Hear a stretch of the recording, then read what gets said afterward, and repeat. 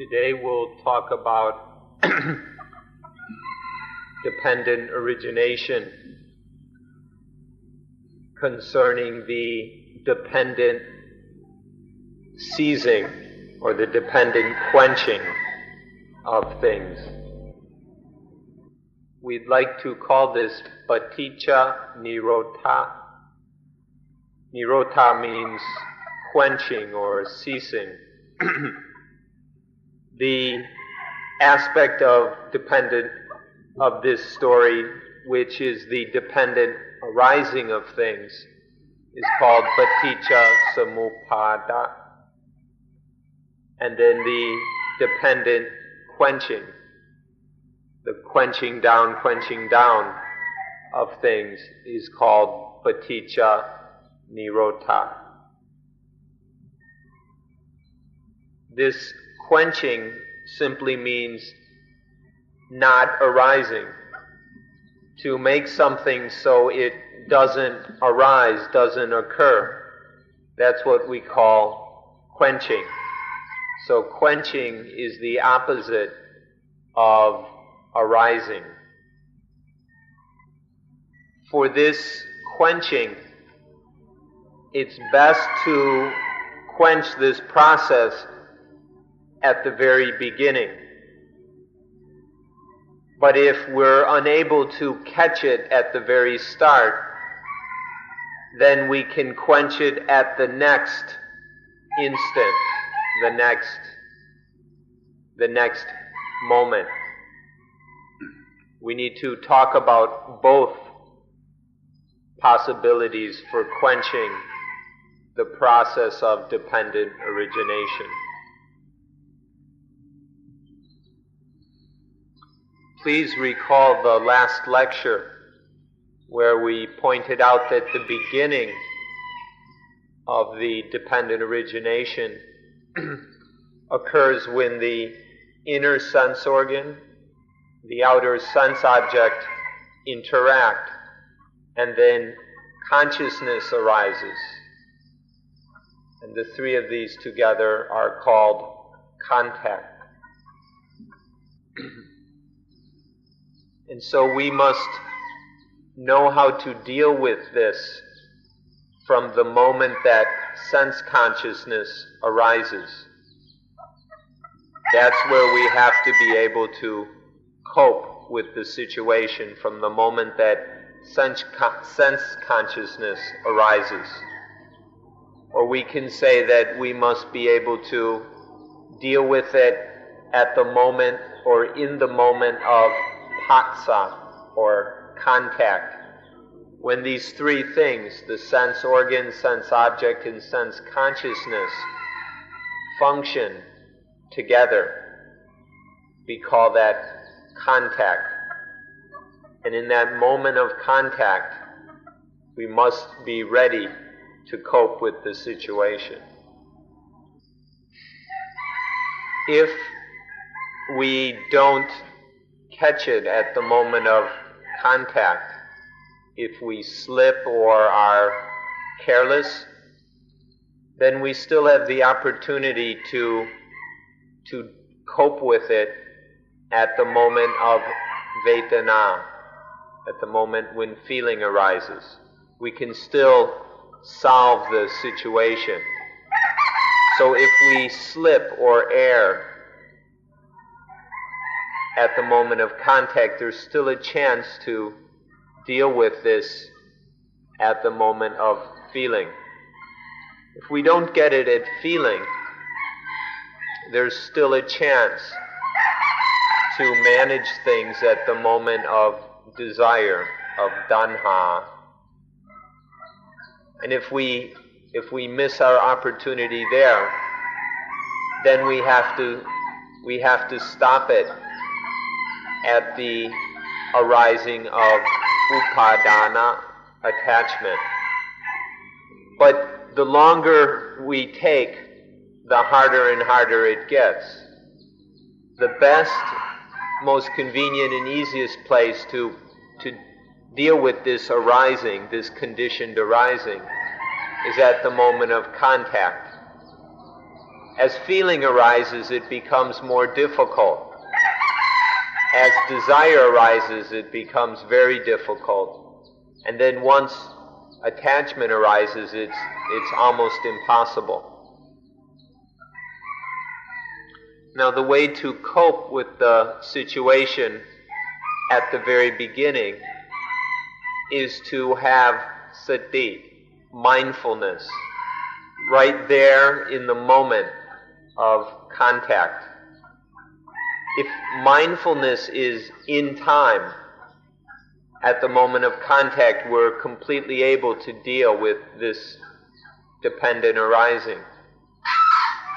Now, when we say to have mindfulness at the moment of contact, that means that mindfulness will bring correct understanding, panya, or wisdom, to the contact as well. And so when the contact is dealt with or is managed with mindfulness and wisdom, then there won't be any problems. When we practice mindfulness with breathing, once our practice becomes successful, mindfulness will be very fast. And it will be fast enough that at the moment, it can be there at the moment of contact. And from mindfulness with breathing, wisdom will be sufficient so that we are able to control or regulate the contact and to stop the flow of dependent arising right there. It's necessary that there is sufficient wisdom. Then, when mindfulness is fast enough, that mindfulness can choose, has that wisdom to choose from in order to deal with the contact. And so it's necessary to study the various aspects of paticca samuppada and also the quenching of paticca samuppada, so that there is sufficient, adequate understanding of these processes. Then, when mindfulness is quick enough at the moment of contact, it can then retrieve or apply that understanding to the specific moment of contact. This can only be done if we study these matters correctly and if we train with them so that the wisdom is sufficiently complete. So we should study this both thoroughly and extensively. So this is just like having a medicine chest full of various cures for diseases and things. We need to have a sufficiently complete medicine chest so that whenever there's a physical ailment, one can choose the proper remedy. Or it's like having a sufficient supply of weapons so that when one is attacked, one can choose the proper weapon for defending oneself. Or when there's work to be done, to have a complete set of tools so that one has the right tool, so that one can pick up the right tool to do the job properly. In the same way, we need to study and train in these matters so that wisdom is sufficiently complete and thorough. Then, when mindfulness is trained so that it's fast enough, so that it's immediate, instantaneous at the moment of contact, when there's that when there's that very fast mindfulness and the sufficiently complete understanding, then mindfulness will pick up the right understanding to use for this contact right here and now.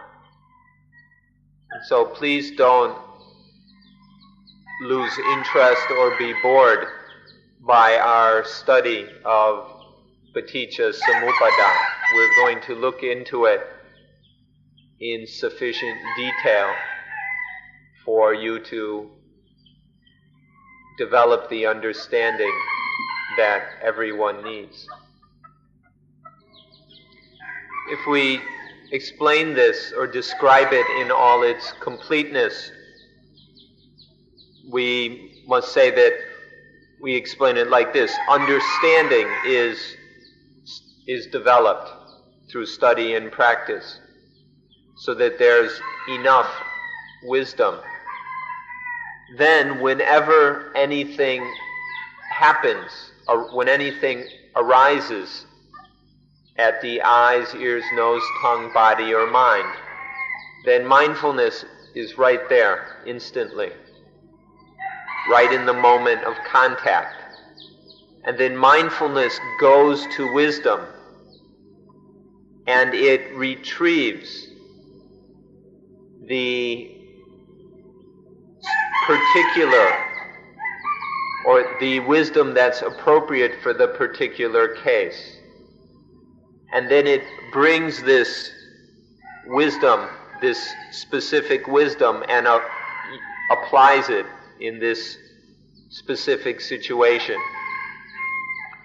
When wisdom is applied specifically like this, we give it a new name. Instead of calling it panya, we call it sampajanya, which means wisdom which is thorough and comprehensive. So it's a comprehensive and thorough understanding of the specific occurrence or specific contact. And then so that there's enough energy, so that the mind has enough strength to do this, there must be samadhi or concentration. All four of these are developed by the practice of anapanasati, which you are studying and practicing here. All four of these necessary tools, mindfulness, wisdom, this comprehensive wisdom in action, and samadhi, all of these will be developed sufficiently for you to be able to cope with each of these contacts as they arise. So the stock of wisdom is called panya.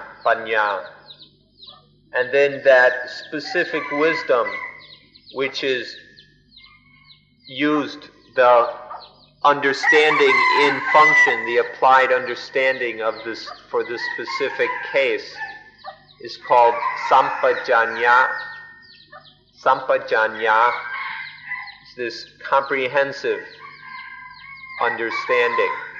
Please remember this word, it's a very important one. Sampajanya. Sampajanya. Remember this word, and it will help you a great deal.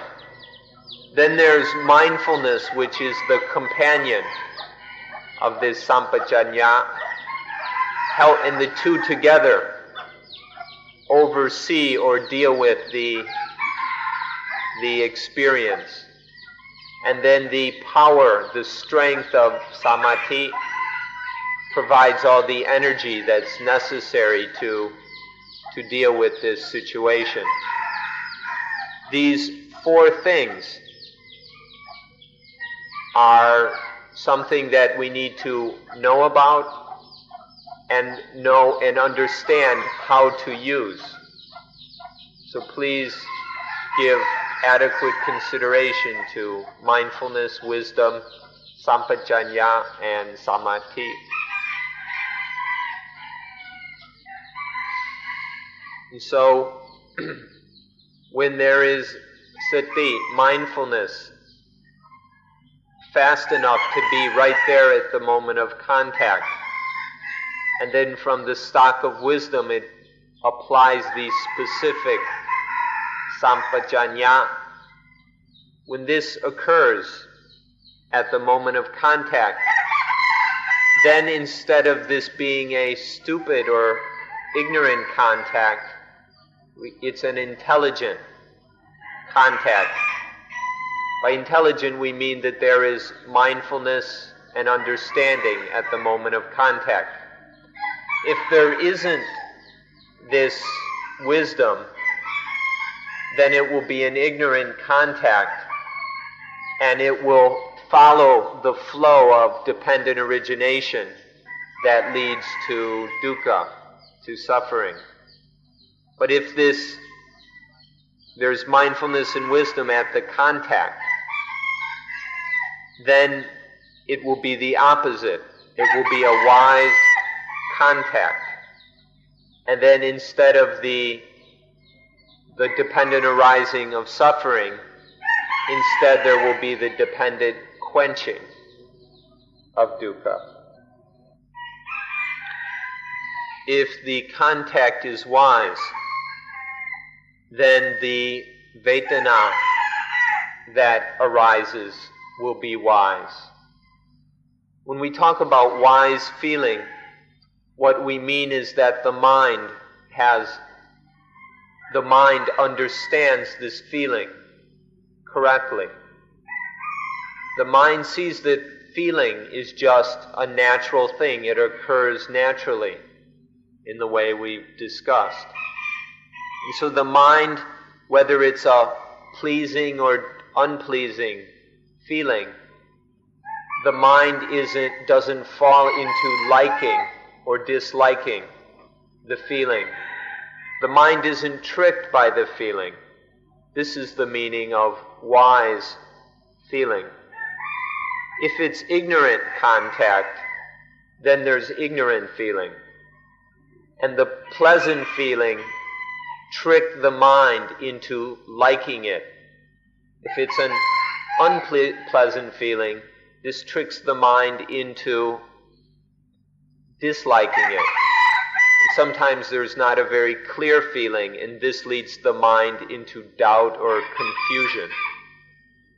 That's what happens when there's ignorant contact. There arises these ignorant feelings where the mind doesn't understand them and is then pulled into liking, disliking, and confusion. So this is the difference between ignorant feeling and wise feeling, which depends on ignorant contact or wise contact. Now the most important, the most efficient understanding is the knowledge of not self. To realize clearly that these eyes, ears, nose, tongue, body, and mind, none of them are self. None of these things are I or mine. And so that when some object makes contact with the senses, and then consciousness arises, the understanding that consciousness is not self. It's neither I nor mine. And to see this, it's just something that arises naturally. I'll finish this one and then we'll get out of the rain. And then when patsa, contact occurs, this needs to be seen as not self. It's just something that naturally happens when there's this interaction between the senses, sense object, and then consciousness arises. We have contact. And then the natural result of contact is feeling. It has nothing to do with the self, a soul. It's neither I nor mine. The essence of the matter is to have this understanding that the sense organs, the sense objects, the sense contact, the sense consciousness, and feeling none of this is a self. It's neither I nor mine. This understanding, this wisdom, will solve the problems. And so when there is mindfulness and it retrieves wisdom, so that there is sampachanya, a ready and specific comprehension, then that contact is wise. It's not a foolish contact. When the contact is wise, the feelings that arise are wise. They're understood as they actually are according to nature. And this means that they don't deceive the mind into falling in love or falling into aversion, anger, or falling into confusion. The pleasant feelings will, if they're ignorant, will deceive the mind into falling in love. If it's unpleasant, the mind is pulled into aversion or hatred. And if it's an uncertain, ignorant feeling, then the mind will fall into confusion. And this is the arising of tanha, ignorant want or desire. But if there's wise feeling, then this ignorant desire doesn't occur. Instead, there's just a wise wanting, which takes the form of what we call aspiration. It's a wise want that is completely cognizant of natural law. When there's wise want instead of ignorant want or desire, then upadana, attachment, doesn't arise. When there's none of this blind want, then there's no arising of the sense of I, of mine, that we call attachment.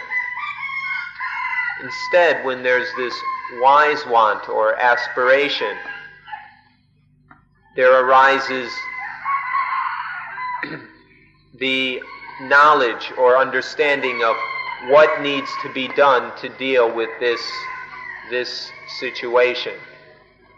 So the ignorant feeling, ignorant want leads to attachment, to the I and my feeling. But if there's wise feeling, wise want, then we know what we need to do in response to this situation, and there's no attachment. So when there's this, when upadana doesn't arise, when this ignorant concept, this foolishness of I and mine doesn't arise, then instead there's just wisdom, panya, understanding what to do right here and now in this situation. And then when upadana, attachment, doesn't arise, then when the attachment to self doesn't arise, then there isn't existence. There isn't the existence of self. And when this existence of self doesn't arise, then the birth of self doesn't occur. And so this is how this process can go in the way that doesn't lead to suffering, the way that is not suffering, where there's wise feeling, wise want, wisdom, and the existence and birth of self don't occur.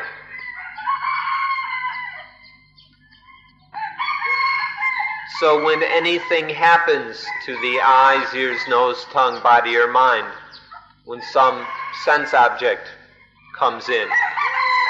If there is true understanding of paticca samuppada, then we're able to take advantage of whatever it is. One can receive benefits, can benefit from whatever has come into the eyes, ears, nose, tongue, body, or mind. But if there isn't this understanding of dependent origination, then whatever it is will just give us pain and suffering. This is the importance of understanding dependent origination. Whether or not we understand this determines whether the objects that stimulate our senses will give us benefits or suffering. So when contact is ignorant, it leads to tanha, desire. This tanha can never be wise. Tanha is always ignorant and blind. So when we say desire, the way we mean it, it can never be right. It will always be wrong. And by wrong, we mean it's a mistake that leads inevitably to attachment and suffering. But when there's mindfulness at the moment of contact, wisdom comes in, sampajanya functions. Then there's wise contact, and this leads to aspiration, which aspiration can be both right or wrong. But when there's this mindfulness and wisdom, the aspiration will be correct. And correct means that it won't make the mistake of letting suffering occur. This is the difference between the two ways, the way of dependent arising and the way of dependent quenching. And please don't forget our warning that this must be studied as a science, not as a philosophy. To merely speculate about these things, to argue about them logically or based on our opinions, will be of little value and may cause a lot of trouble. Instead, just deal with the reality. Look carefully at the reality of these dependent arisings. It's happening right here and now. And so we can study it scientifically in our own experience. It's not enough just to guess at this, to hypothesize, and so on. Please study this directly in experience, and then you will have a true understanding of this paticca samuppada. Even if you study this as from a psychological point of view, please make sure that that is a truly scientific psychology and not just the pseudoscience of mere psychological theories and opinions. So we've discussed how to deal with the situation at the very beginning, at the moment of contact. Now what should we do if we slip at the moment of contact and allow ignorant feeling to arise? What is needed then is a lot of understanding, a lot of panya. If ignorant feeling arises, it will take a lot of wisdom to examine that feeling and transform it into wise feeling. Wisdom needs to look at that feeling and see that this feeling, whether pleasant, unpleasant, or whatever, is merely a natural phenomenon. When the sense when the nervous system is stimulated, it's a natural reaction that there will be these feelings. There's nothing more to it than that. So it's just this natural reaction. There's no special meaning or significance to it. And it's surely not I or mine. It's just that. It's only this. It's what we can call da-ta-da. It's just what it is. If there's enough understanding of this feeling, then that ignorant feeling, the ignorance can disappear and it becomes wise feeling. And so whether it's pleasant, unpleasant, or uncertain, that feeling will lose its ability to deceive the mind. This takes a lot of wisdom. Now what happens if feeling is completely ignorant and tanha arises, this stupid wanting, this desire arises? There's still a chance to do something about it, but it's going to be very, very difficult.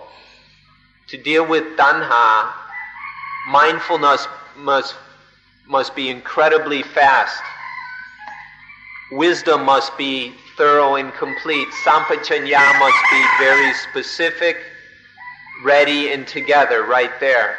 And there has to be a lot of samadhi. It takes a lot of energy to do this. To solve the situation at feeling is already difficult. But to do it here in the moment of desire is very difficult.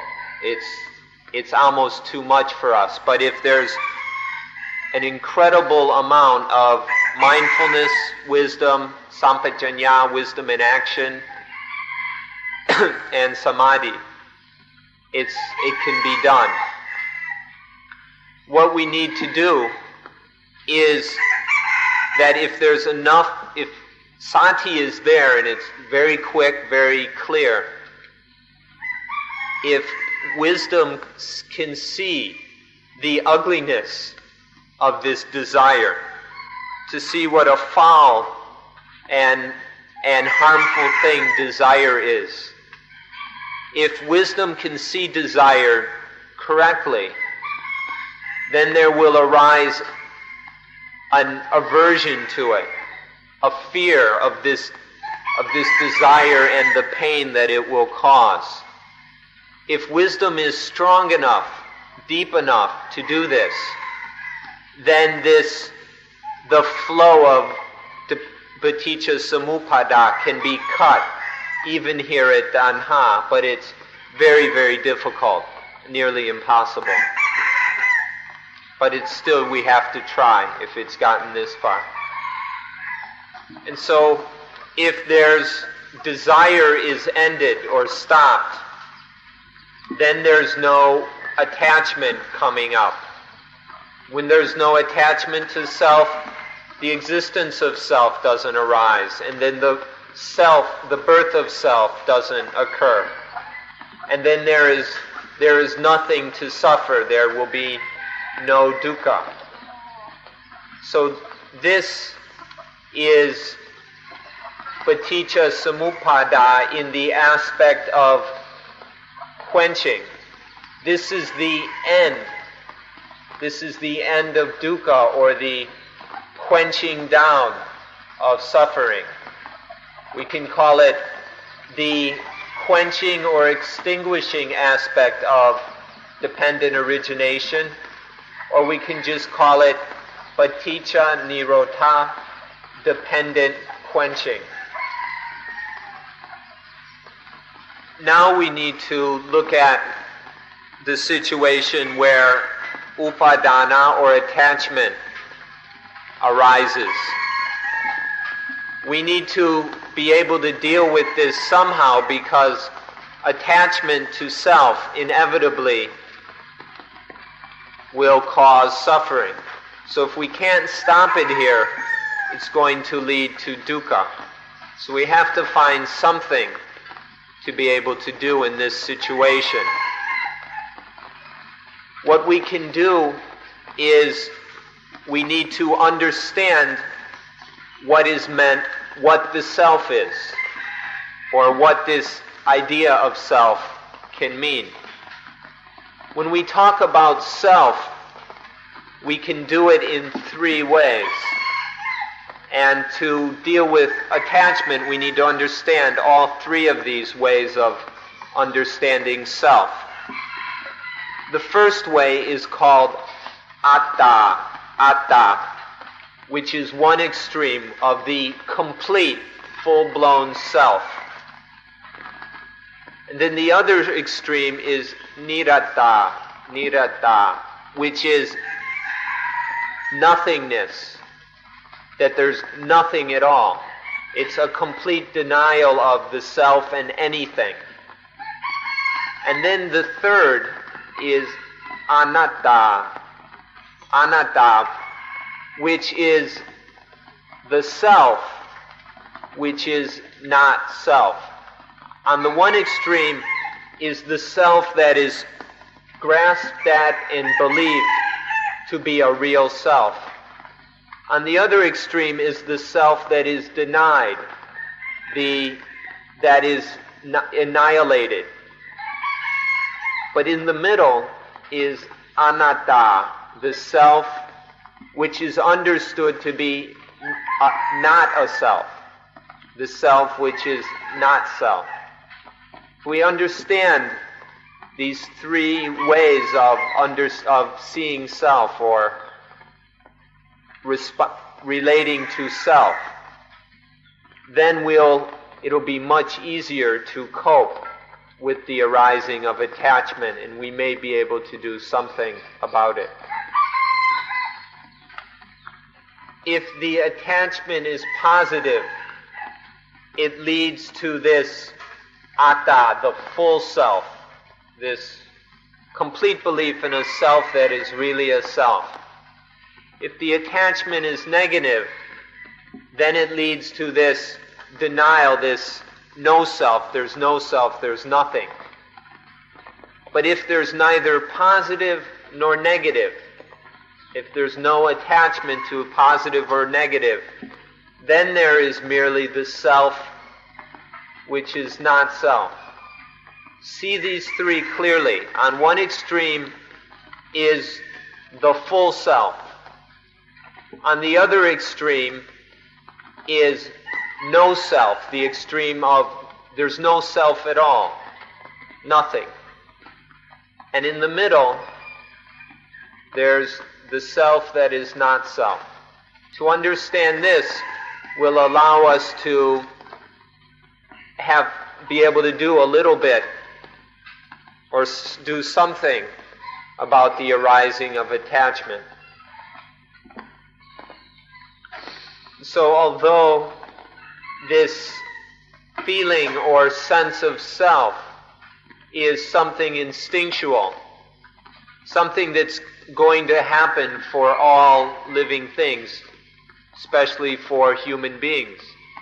Although this is going to happen naturally, we need to study this and see it as being not self, that this instinctual self is not really a self. This will happen. There's no way of avoiding this instinctual self in life. But if it's studied, then we see, hey, this instinctual self isn't really a self. It's the self that is not self. If we can understand it in this way, avoiding the extremes of a full self, a complete self, an eternal self or whatever, or the other extreme of no self at all. If we see it correctly, then we can deal with attachment. And what's funny about all this is that this I, or we, this I that we feel all the time. Everywhere we go, we're aware of ourselves. of me, of I.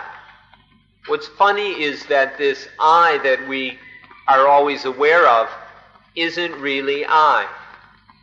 It's the I that is not really I. If we look into this and see it clearly, we'll have the tool to respond to live with, to deal with this naturally occurring sense of self, of I. If I were to tell you that you are the you that is not really you, you would laugh. You would accuse me of lying. But this is the absolute truth. You are the you that is not really you. This absolute truth of not self, of the self which is not self, is the essence of Buddhism. The whole intention, the single purpose of Buddhism is to help human beings to understand the self that is not self. The belief or doctrine of an eternal self or soul that goes on forever and ever, that gets reborn in future lives. This is Hindu. This is a Hindu belief. It's not Buddhist. The belief that there's no self at all, that there's nothing, is just a nihilistic, wrong understanding, which is not Buddhism at all either. But the self that is not self, this is this is the teaching of Buddhism. Hinduism seeks the eternal self. The goal of Hinduism is the eternal self. Buddhism, however, has as its goal the eternal void, the eternal or permanent, perpetual voidness of self. Voidness means completely free and empty of I and mine, free and empty of self. This voidness is the goal of Buddhism. If you are interested in understanding Buddhism, it's absolutely necessary for you to study and understand this voidness. If you can understand it, then it will help you to solve all the problems of life. But you must have a correct understanding of voidness. Some people think that voidness is negative, but this is incorrect. Voidness, the correct understanding of voidness is neither positive nor negative. Voidness is beyond both the positive and negative. It's void, it's empty of both positive and negative. If we understand Buddhism correctly, then we'll be beyond the influence of positive and negative, absolutely.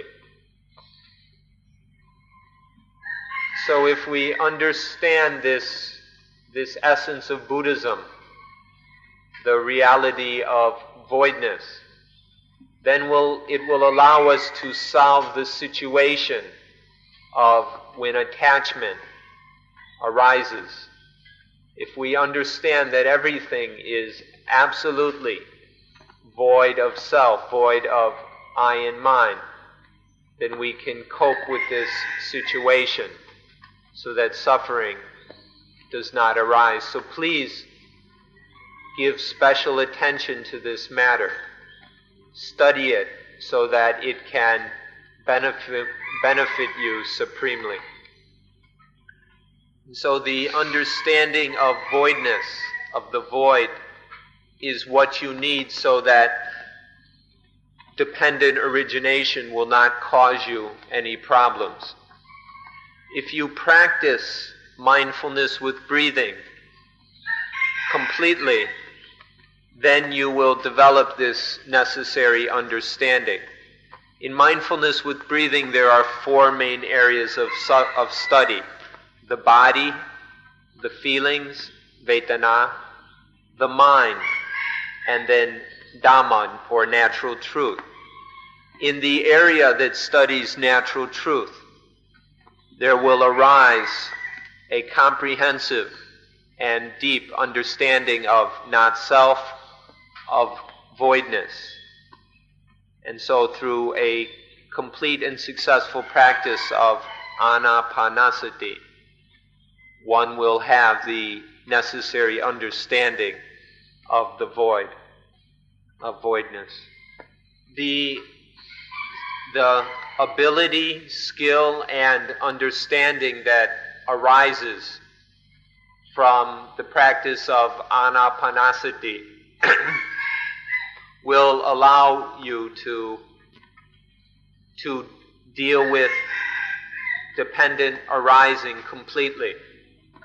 You'll have everything you need so that this dependent origination of suffering will no longer trouble you.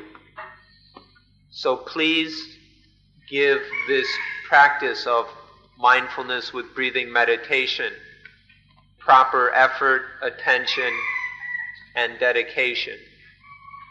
And we hope that all of you will meet with success in your practice so that you can solve the problem of life, the dilemma of suffering. In doing so, then, you will have fulfilled your purpose of coming here as a pilgrim, and your time and effort here will be of tremendous value.